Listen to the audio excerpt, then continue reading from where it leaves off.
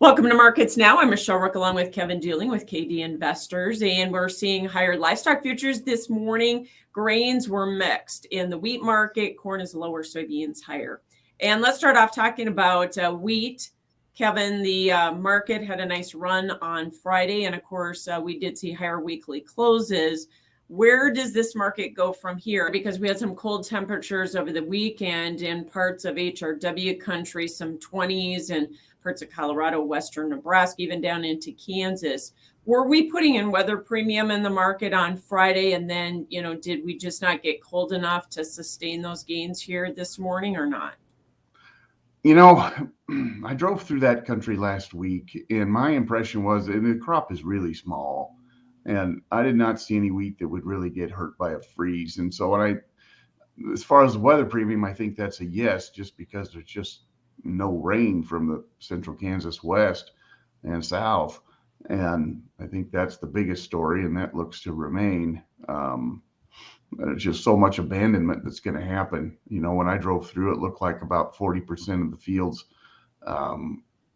were fine, and 40% were had a very low chance of making 20 bushels an acre, and then the other 20 is going to get abandoned. So that's a pretty rough look. And if it doesn't rain, you're going to start hitting on that 40% that's still there. So, and it sounds like there's more cold weather coming. I don't see a lot of rain relief. Some of the models have some rain at day 7, 8, 9, 10, but those models have been shifting every other day. So, until we get some rain forecast in, within 6 days, I don't see much relief. But and I don't know what rain at this point is going to do. It'll help. Certainly help the ones who got the decent part of the crop, but for the guys with the marginal stands, I think rain just may entice them to tear it out and put in something else that has a chance. So, yeah, Friday's move definitely had, I think, some weather aspects to it. And, chart wise, I think they're all, Chicago's finally making what looks like a bottom that should hold. Well, I hope holds. And, KC's, like I say, a little different world. Yeah. So let's also talk about some of the headlines. Certainly there's discussion that Russia is not going to extend the Black Sea deal. At the same time, we have countries like Poland and Hungary that say they don't want to take Ukraine's imports of food because they're depressing their prices in country. Where do you see this all going? Well, I think the grain deal, the corridor, Russia's, the market doesn't care what Russia says at this point because they haven't shown any action. Every time they say something, they still fall in and sign that. But I think this next time is going to be different. And the reason is Russia put out their demands, and said they want back in the SWIFT payment system, and they want, to guarantee that Ukraine is not going to be NATO, and they're not going to get either of those demands met. So I think that deal's going to get shut down. And it sounds like they're already delaying enough of that they're delaying the inspections on the ships that, we're already starting to see the effects of that slowdown. And I think as we get into the middle of May, that's going to escalate. And, but I think that deal's probably going to get shot down for a while. As far as the wheat going into Poland and Hungary, that direction, those countries have the right to get upset about that much grain coming over their border. The EU is saying that they don't have the right to make those trade decisions. And so I don't know how that conflict's going to go. It just sounds like a political mess for a while. Longer term, the bulk of the products got to come south through Odessa, and that's what's probably going to get shut down. So that looks like a pretty bullish factor to me. Yeah. Hopefully we'll start putting some premium in as a result of that. So let's move over to the corn market. Of course, May got above some key moving averages again on Friday. We had higher weekly closes. We have been seeing, that market supported by strong cash prices, and actually China coming into the market last week helped us as well.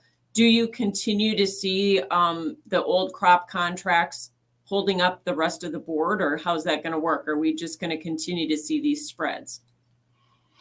Well, right now the market is rewarding the buyer for buying out later.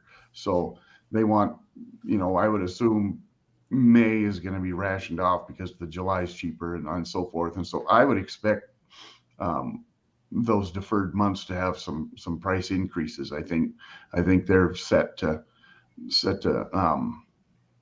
be rewarded, so to speak, just because that's where the push is going to be. And it's pretty amazing to see that much Chinese demand coming in right now, and they're splitting old crop, new crop, and so they're buying some of that December contract cash, and I think if that can continue, then I like what I see on the back end of that market. So it's a bullish structure.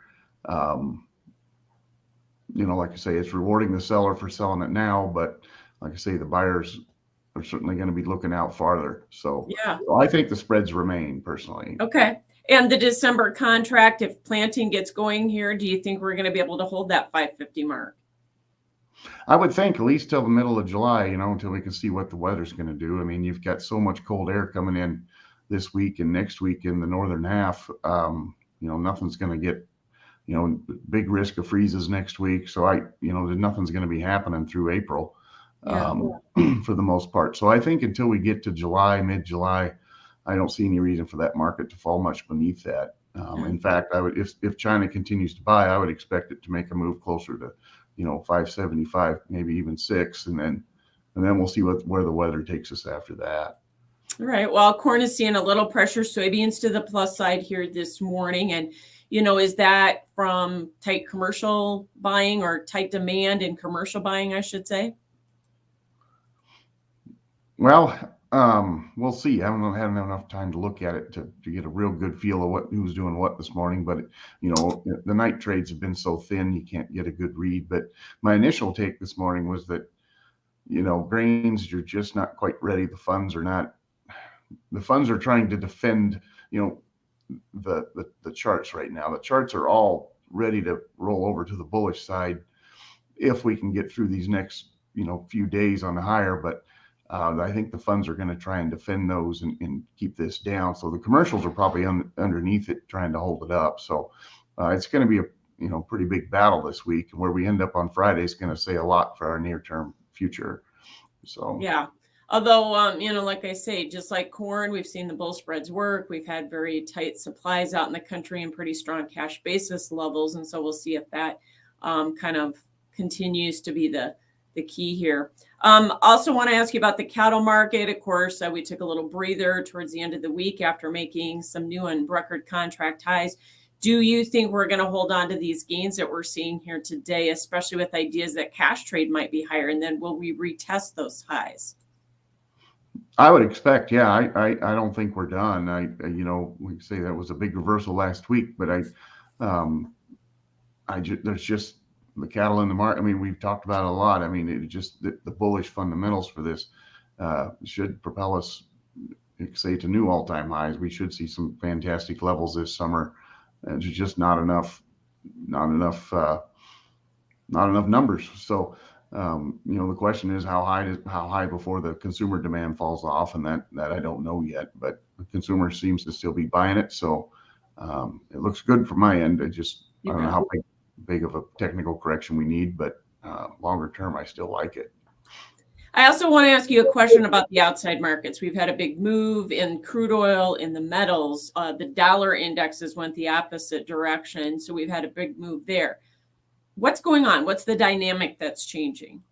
What I'm hoping is, that you got all this inflation, deflation chatter, and what I'm hoping we're seeing is the funds starting, more like the index funds, not the hedge funds, not the trend followers. The index guys are coming in saying, we need to get back on the commodities a little bit, and we saw the big move in crude oil and the energies. We saw, gold and silver, starting to break free, and we've seen livestock do their thing. Some of the softs have done that. Grains have been really the only dog. And if we can, Friday was maybe a sign that maybe the grains are going to get online as well. But I'd really like to see the funds get excited about owning commodities again, because maybe we could see some good stuff here. And it acts like that's what's happening. All right. Thanks so much for joining us. That is Kevin Duling with KD Investors, joining us with Markets Now.